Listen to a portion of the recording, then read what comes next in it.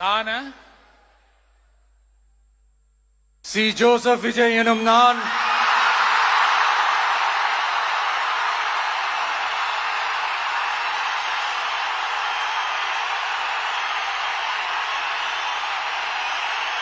சட்டப்படி அமைக்கப்பெற்ற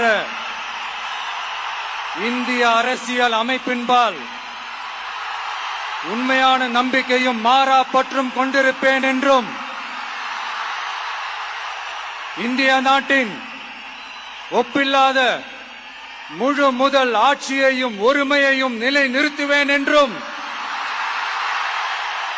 தமிழ்நாட்டு அரசின் முதலமைச்சராக